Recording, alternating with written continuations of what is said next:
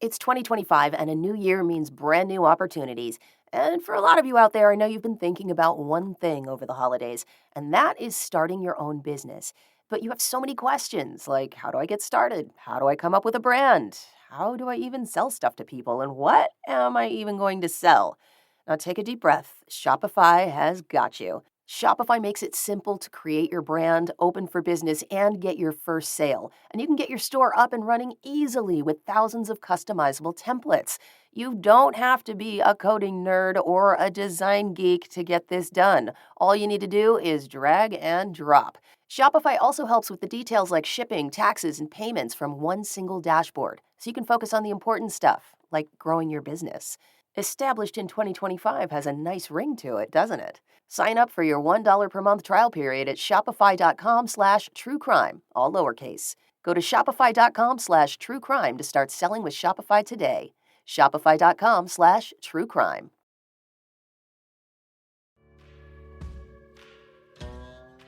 I'm Alice. And I'm Brett. And this is the Prosecutor's Legal Briefs.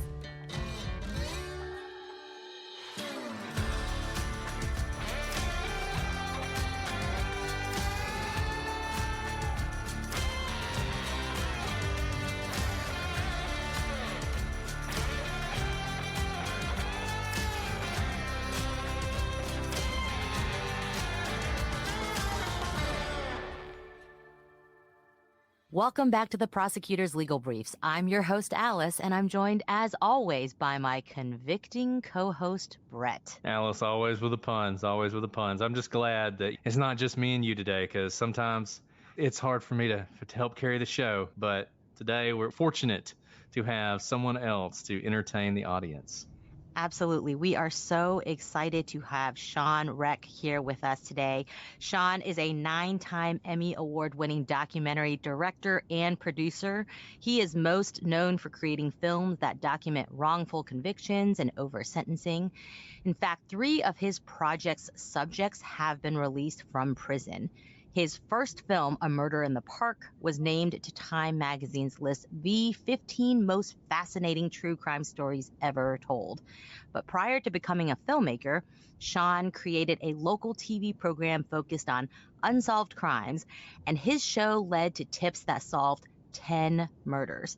In addition, Shawn partnered with Chris Hansen to start True Blue, a streaming network dedicated to catching would-be sexual predators.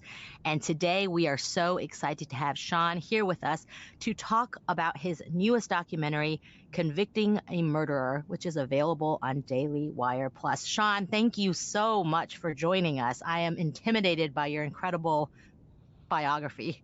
Okay, stop it now. But thank you very much. I appreciate you guys having me on. It's really important to get the word out about these projects. So thank you for having me. Well, before we dive into Convicting a Murder, which I'm really excited to talk about, for those of our listeners who may not know you just yet, can you give us just a little bit of a snapshot of how you fell into this kind of true crime world, the, wrongful conviction world, and you truly have an incredible biography, not just because of the great works of art that you've created, but because they've made an actual difference in people's lives, in people who have been wrongfully convicted and people who are victims of unsolved cases. This is truly the gold standard for any type of documentarian, journalist, and you are sitting here with us. So please just give us a little bit of a background on who you are and how you came to do what you do now. The key word is journalist, and I do consider myself a journalist. I started the first school newspaper in 4th grade at my elementary school. I just found the letter from the principal telling my parents how amazing it was that I did that. I don't know how good it was, but I've always sort of been a journalist. I'm a lifetime entrepreneur. This is my 3rd career. I was in the recognition business, meaning like awards and nameplates and signage and things like that. I started that when I was still in high school, and then I was in the educational software business. And I decided to get into entertainment about 15 years ago. So I was 43 years old. No one was going to hire me. I had no experience. I didn't have a degree in film or anything like that. So I just learned as much as I could.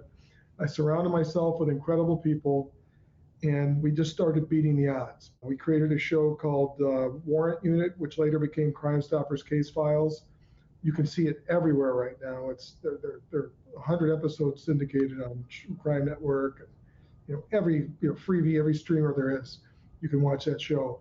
And those are cases in Cleveland, where we started, Miami, Florida, Los Angeles, California, and Chicago, Illinois. And we basically featured unsolved murders and tried to get people to give tips on them.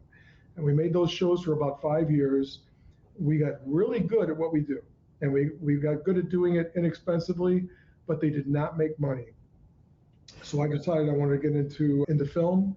The sponsor of the Chicago show is an attorney named Andrew Hale, a civil rights attorney. He said, "What do you want to do? What do you want to make a documentary about?" I said, "I heard they executed a guy in Texas who's probably innocent. That's worth talking about."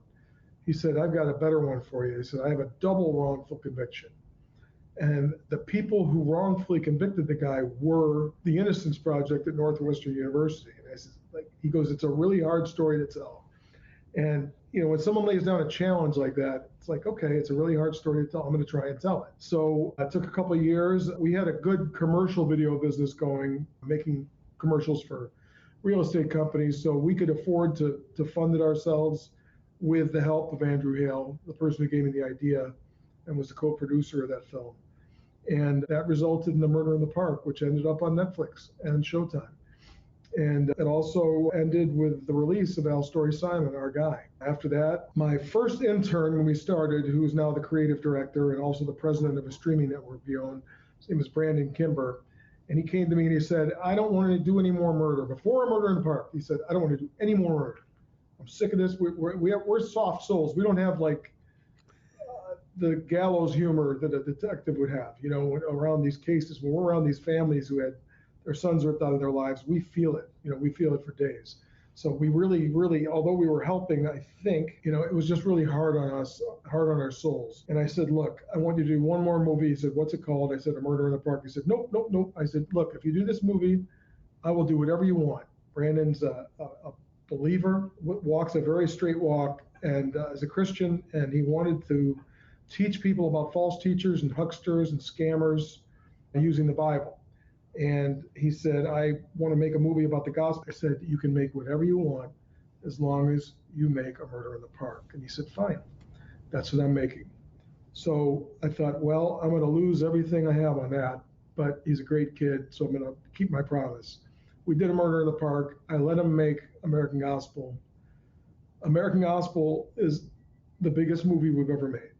It's a resounding success. It's a massive success. We self-distributed it and ended up on Netflix, of all places. Wow.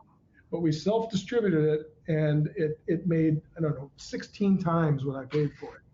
And we started a streaming network called AGTV, watchagtv.com, and that network is thriving. And Brandon just bought it off me because I want him in control of his dream and his content. And from there, we made a movie called White Boy, which is about Richard Worshey Jr., who was grossly over-sentenced for juvenile non-violent offenses as retribution for helping the FBI try to get Coleman Young arrested. After our film, there were a lot of people working to free Rick Worshey. There really were, but we liked That was a great documentary, by the way. I absolutely loved it. We've talked about it on the show too. It's really good. I appreciate that.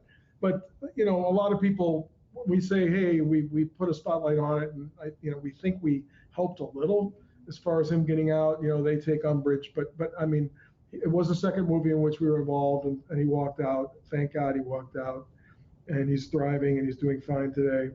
The third movie I worked on, which isn't released yet, is called Wrong Cat, and that was Andrew Hale, my original partner, single-handedly, well, with a couple other attorneys. But that was an attorney named Andrew Hale ending the long wrongful imprisonment in U.S. history, which is a gentleman named Cleve Heidelberg, who was in for 47 years for a murder he didn't commit.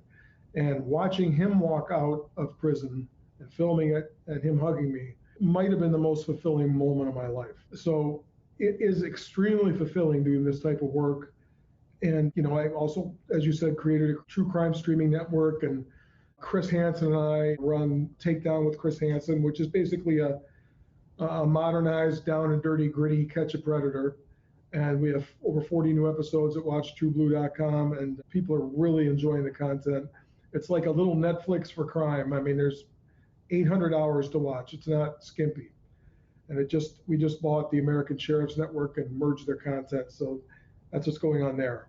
And if people want to take advantage of that network, what's the best way to do that? Well, you can go to watchtrublu.com and sign up there, or you can download the apps. It's on iTunes, it's on Fire Stick, Roku.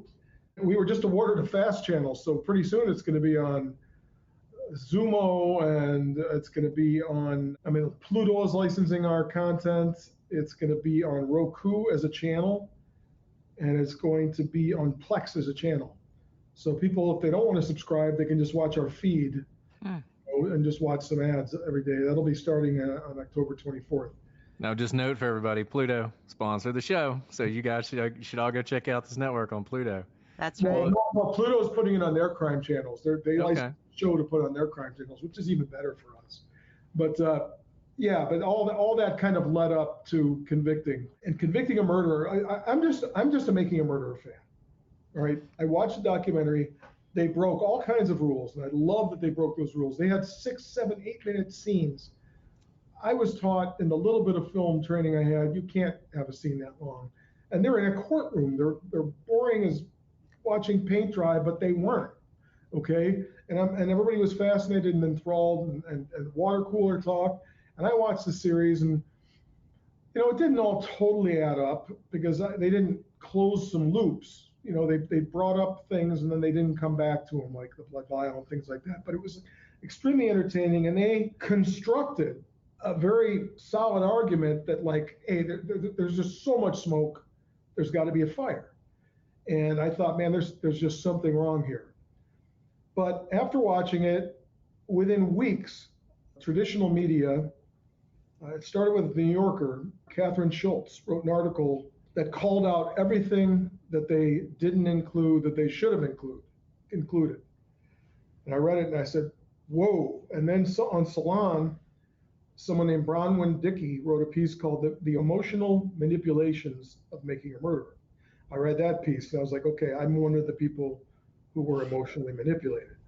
And as a filmmaker, I thought, okay, someone's going to come along, someone way better than me is going to come along, a Mark Smerling, the guy who did the Jinx, like somebody like that's going to come along and just tear this thing to shreds and tell people the truth.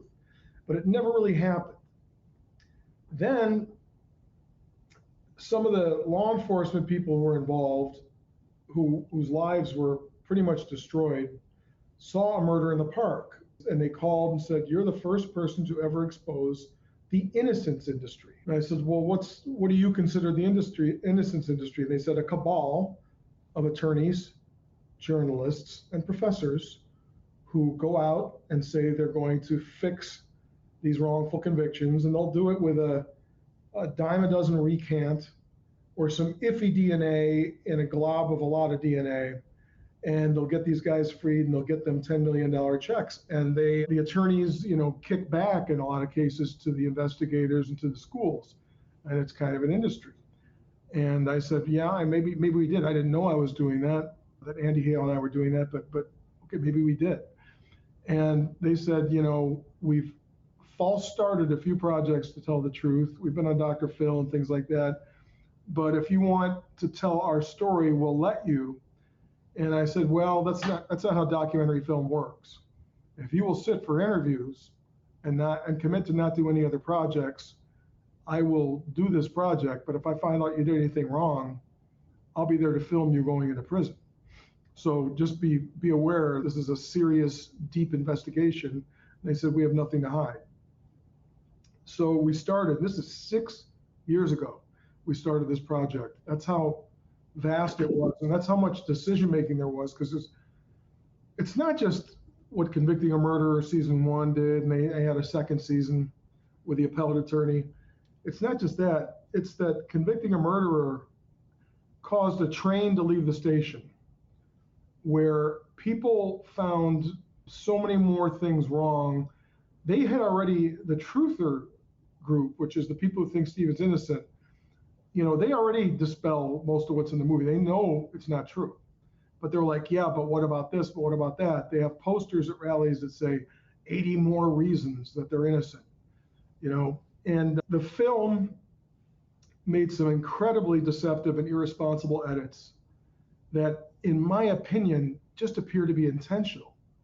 The filmmaker said, "Oh, we didn't have a dog in this race," and but that's not true. We have prison tape of prison calls of them telling him that they wanted this to help get him out, and they're out making his movie, and got to get back to making his movie. I mean, they were dishonest. They were his PR team, as somebody in our movie says. So the truth needs to be out there, and I'll tell you why it's important. I don't know, 20 years ago, news networks started leaning political directions. It served their shareholders.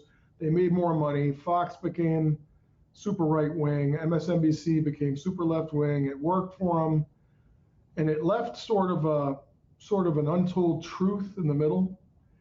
And that was a fantastic opportunity for people like myself and the tens of thousands of other documentarians in this business to create long form, deep dive video journalism. And we need to be credible. And I realized, after I read all this stuff about how I was manipulated when I watched Making a Murderer, I realized that we need a code of ethics. We need a voluntary code of ethics, just like attorneys have, like journalists have, like doctors have, because we can hurt people. And we can also hurt ourselves and hurt our own credibility and be labeled as fake news if we play games like the filmmakers and Netflix did in the case of Making a Murderer season 1. Let me ask you this. There are obviously editorial decisions made in any project. And some of those decisions, you're trying to tell a story, you're trying to be a journalist, but you also want it to be entertaining. You want people to be enthralled. You want them to binge. I mean, Making a Murderer was an absolute sensation. I watched it. Everybody I know watched it. And it was really good at grabbing onto you and conveying a certain message. And I guess when you think of documentaries, you often think of them as being about the truth, about not having an agenda, not having a bias, or however you want to put it. But certainly now it seems like every documentary has some sort of agenda. It has some sort of point it wants to make.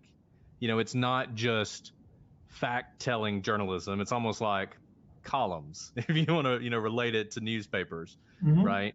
So to what extent was Making a Murderer misleading people versus the documentarians or the filmmakers, however you want to describe them, making editorial decisions that advanced what they believed to be the true story that they wanted to tell? There's nothing wrong with advocacy journalism, but you have to be transparent about it. You can't go and do a bunch of media interviews saying, hey, we don't, look, we just documented what happened. Well, actually they didn't, because we found so many omissions and changes to the record. And coincidentally, every single change favors Steven Avery. Everything they took out would have put him in a worse light. Everything they took out would have made him more possibly capable of what he was accused of and what a court found him guilty of. And appellate courts have upheld. But if you don't know his background, then you can't make a solid decision. And that's the first thing they did. Then they edited testimony. They manipulated testimony. They changed answers in transcripts. Okay, they changed answers in depositions. That's so unethical. And one attorney we interviewed said it's unconscionable that they did that. So yeah, you want to entertain, but you have to entertain within bounds. So kind of within those, within this line of narrative here, do you think that for Making a Murderer, it was to get more viewers, or why did they choose, Steven Avery of all people to be the victim here in terms of, I think they were trying to argue that he was framed for the murder of Teresa Halbach. So why him? Why not another person? 2 reasons. The first is that these filmmakers moved from New York to Manitowoc, Wisconsin for years to make this project. They invested their lives in it, and they were determined to get something made. So on their end, they were all in. And this is my opinion, they were all in. Netflix, after seeing their notes, helped to push these filmmakers in that direction, okay? When they purchased this project. And what we think, so Netflix, they work, everybody tells me in Hollywood that they're not artists, they're just a bunch of McKinsey accountants or McKinsey analysts. Everything is data analysis at Netflix. So their algorithms told them they needed a crime story, like a long form crime story. They tried to buy one, a very popular one, and they did not get it. And their backup plan was to buy this thing that had been floating around for years at film festivals and try and shape it into something that'll fill the need that their algorithm said they had. And you have in Steven Avery, a man, and look, I've watched the first couple episodes of your documentary, Convicting a Murderer, and as someone who only watched Making a Murderer and then didn't really care about the case after that, I was stunned about a lot of the stuff you had uncovered.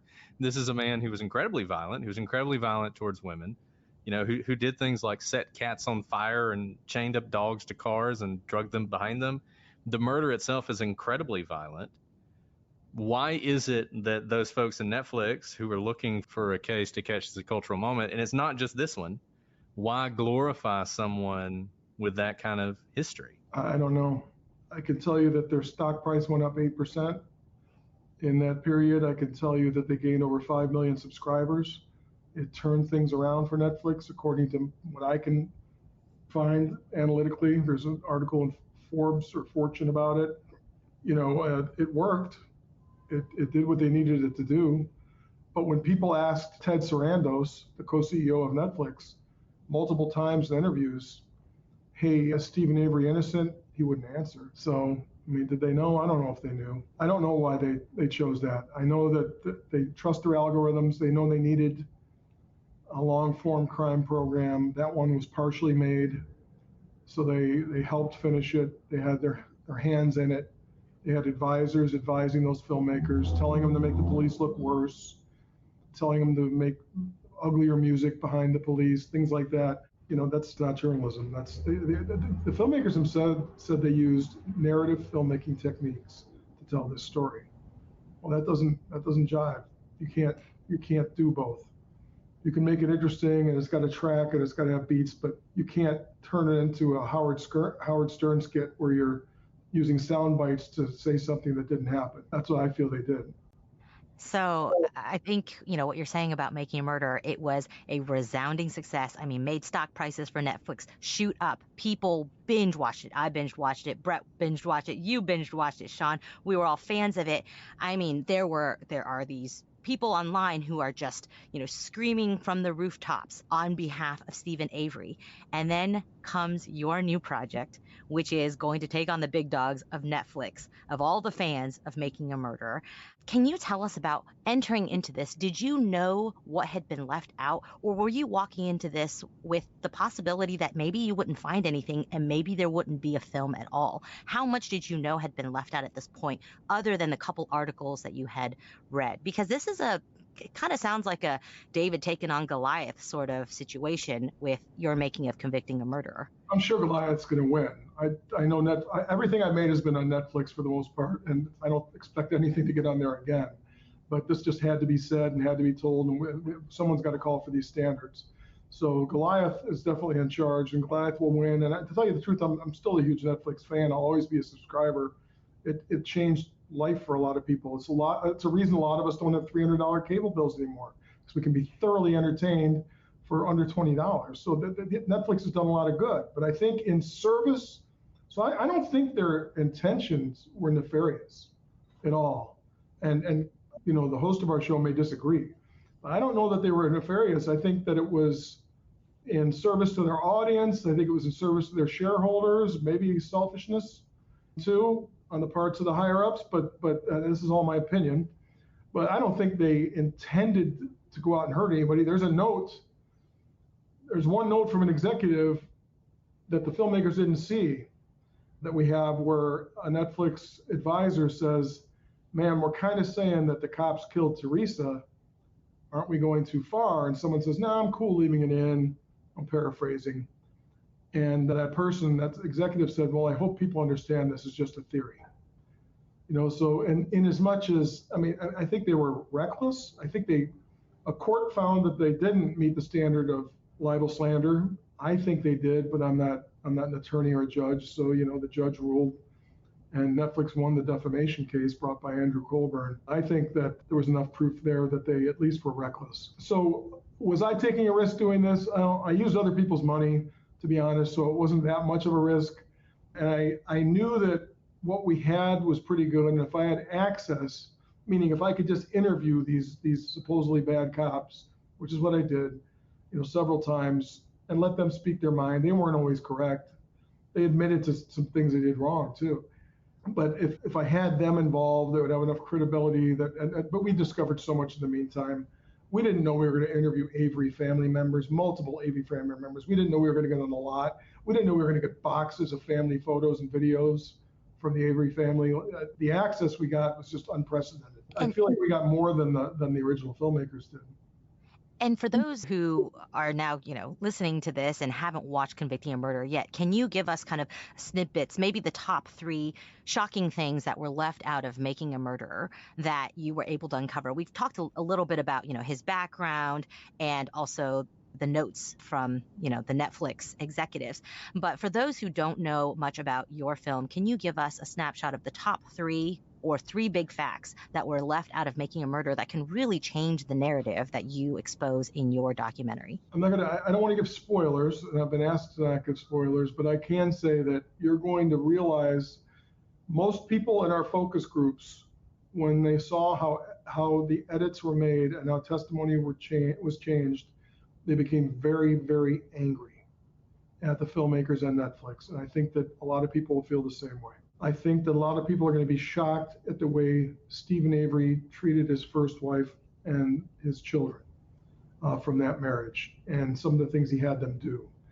And I think they're going to be extremely shocked. The burning of the cat lived. So he burned it again. Netflix didn't say that. He's kind of a diabolical guy. Does burning a cat make you a murderer? No.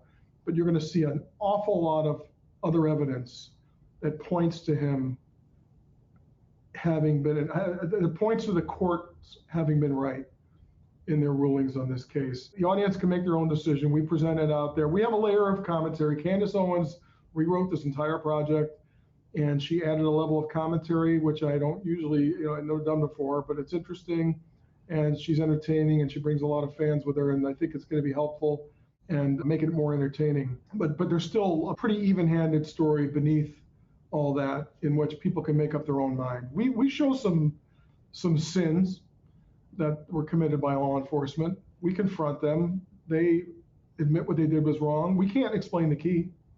We really can't explain the key that was found. I'll tell you that right now.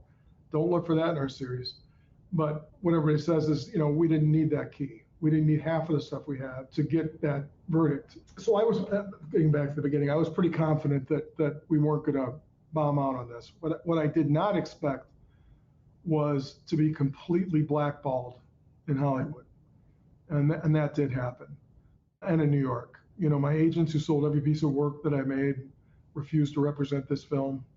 They didn't even tell me to my face. They just sent me a rejection letter after they told me I was a permanent client. And they co-produce huge projects with Netflix. So of course and Netflix didn't tell them to reject me. This is just, the ecosystem. It's like, there's no way we're upsetting them. The aggregator who I use to put things on iTunes and Amazon, no way, man. I'm a Netflix lab. So then someone says, I'm going to send you to the biggest documentary agent in Hollywood. I go to this place, these bungalows where they put stickers over my phone because of all the famous people there. And I walk in and have this meeting with them. And I'm telling about all my projects, including this, because we have multiple projects here. And when I mentioned this, it's the first time he looked away from his phone. And he looks at me and he smiles. And he said, dude, I have to work in this town. I was like, all right, that's the end of that. And when I walked out of the bungalow, the documentary boss of Netflix was sitting at a table in this place. So his best friend. So I didn't realize that, we had other offers for this, but not offers we wanted. And a lot of people just didn't, even buyers from other streamers, just because they might want to work there someday. Who knows what the reasons are. They were just like, man, this is just too hot. We can't touch this. This is their brand. I'm like, well, they're not going to buy it and show what they did wrong while they're in the middle of a lawsuit.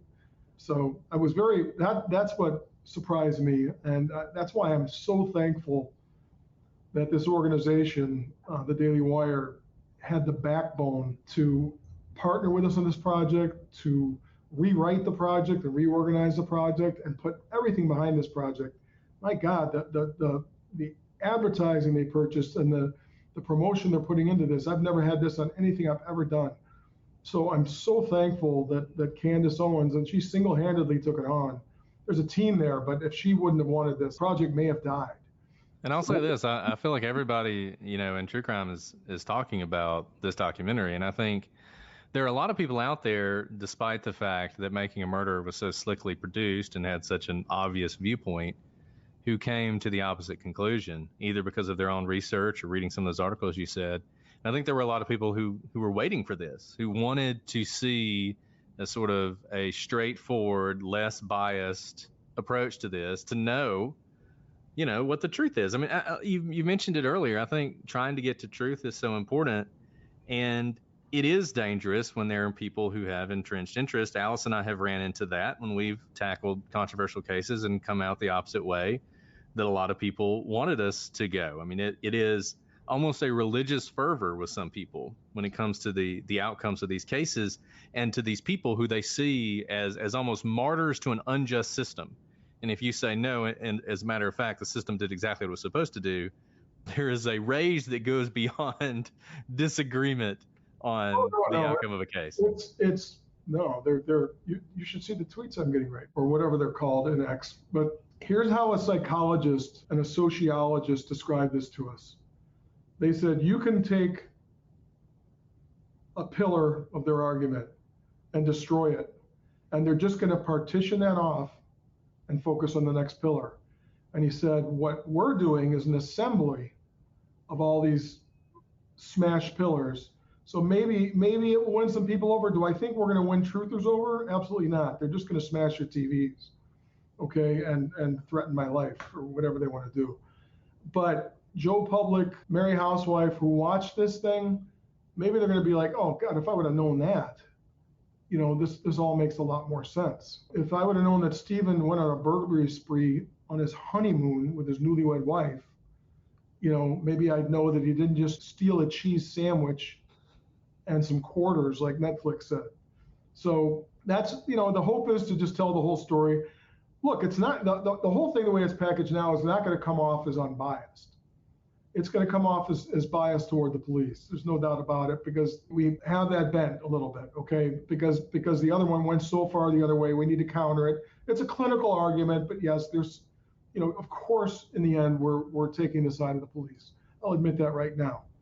So, be that what it is, I think people who consume this information, even if they hate us, will really enjoy watching the series, even if it's just to tear it apart. We always say in our show, because obviously we come from the perspective of the prosecutors, that if you've looked at all of the evidence, the good and the bad, and you ultimately, after all of your research, reach a conclusion, that's not bias. That's just a well-researched conclusion.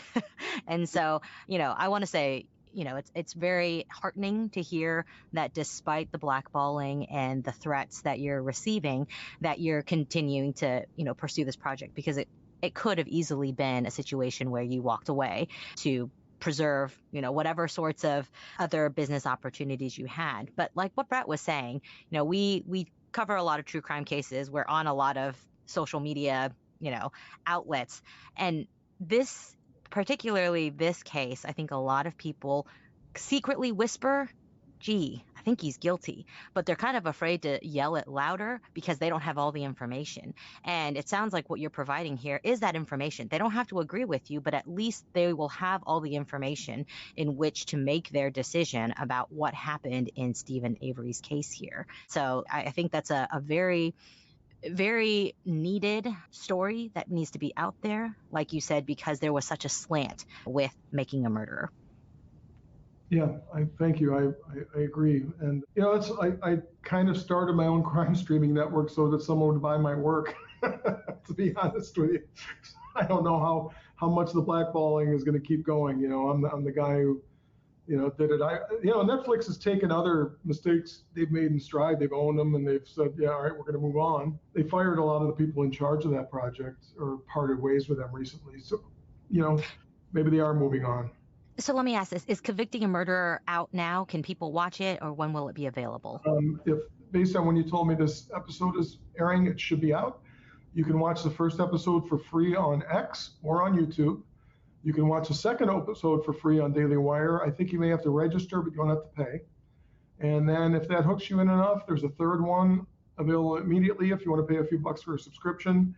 And then every Thursday they're going to release the fourth, fifth, sixth, all the way to the 10th episode. I can promise you there's really good stuff in every episode. We put years and years and many millions of dollars into this and making sure that this story is told correctly. Yeah, having watched several episodes already, I'm really excited to watch the remaining episodes. I think the storytelling is very straightforward. Those of you who are looking for the full story, you'll get it in Convicting a Murderer, and I think it's very worth your time.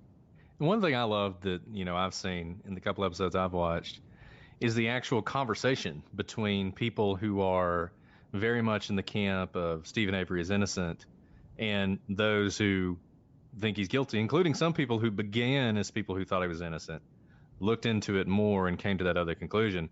That sort of conversation discussing these various aspects that you've mentioned, I thought was fascinating and is something I've never seen before. I've never seen actually allowing sort of both sides to almost have the debate on camera about the facts that you're going through. A lot of them, I'm glad that several truthers had the guts to come on. A lot of them talk really tough on the keyboard, but they don't, they're not going to come on because we're going to do this to them or do that to them.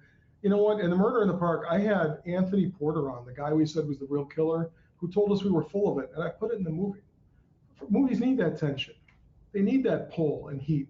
So we would have put everything they said in the movie. So they just came up with excuses to not come in and state their case. We had one guy who came in and debated Ken Kratz for hours in a courtroom, a heated debate. And it's included in this series, a lot of excerpts from that. And at least he had the guts to do it. At least some of the other people you saw had the guts to do it. And they're going to be harpooned by their fellow truthers after this comes out, because some of them convert. Well, crazy. Yeah, for those of you who haven't seen Convicting a Murderer yet, I do love that you have the opposing viewpoint on. And you really, it's not shaded. They're not made, there's not funny music behind them. You're not making fun of them whatsoever.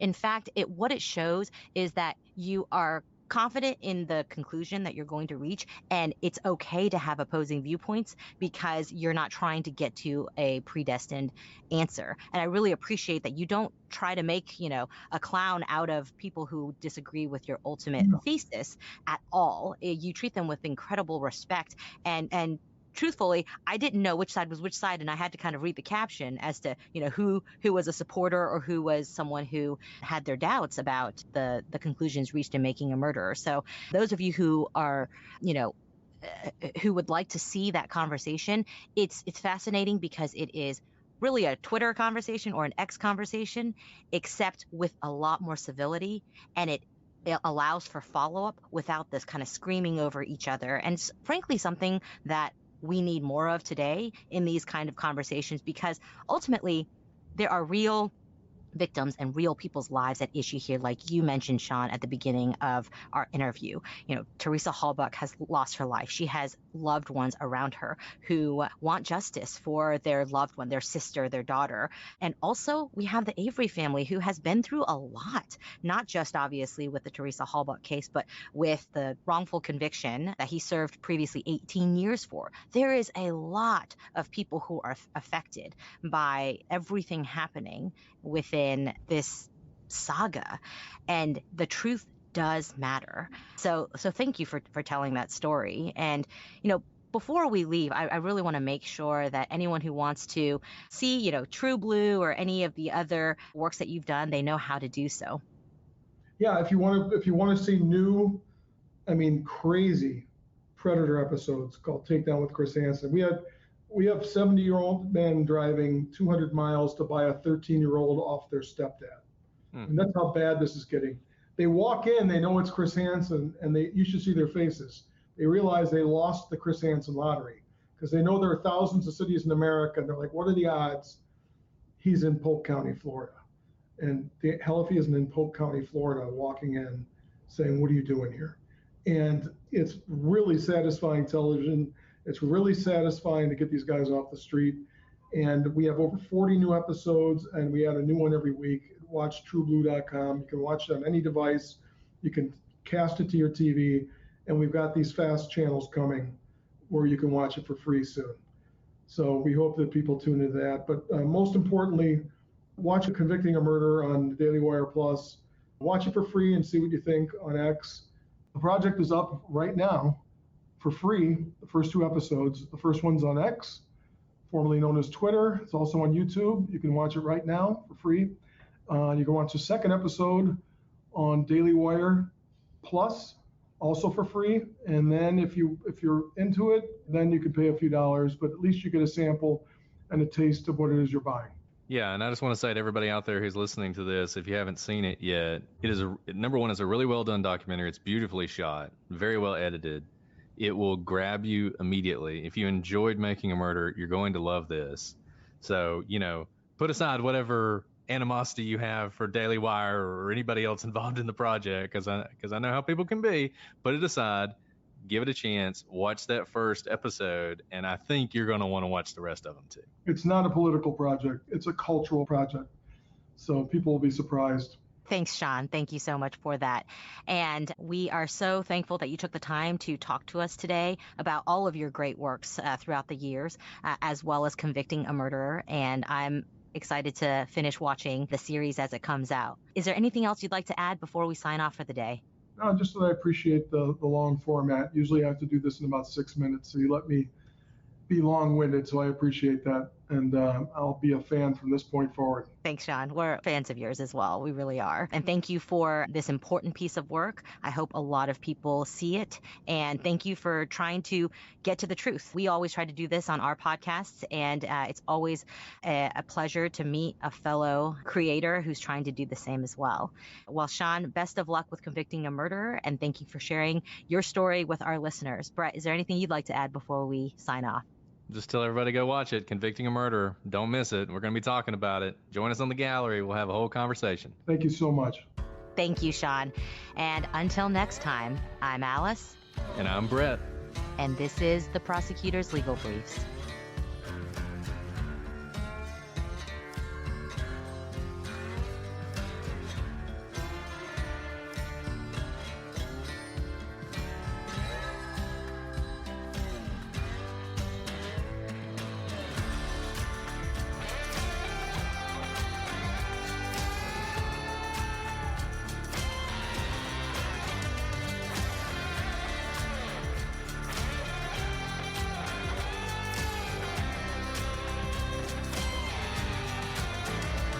So I had 4 episodes planned for Halloween, but then I realized there are 5 Tuesdays, so now I got to come up with another episode.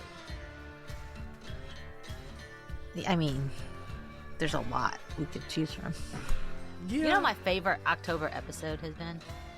What? Well, I've had a few. I know what my favorite was. Well, I mean, obviously, I already said that Salem Witch Trials was one of my favorite. But I really liked the Exorcism one. The Exorcism one was good. It was different. Because it was really creepy.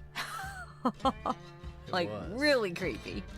But Salem Witch Trials, blew it out of the water.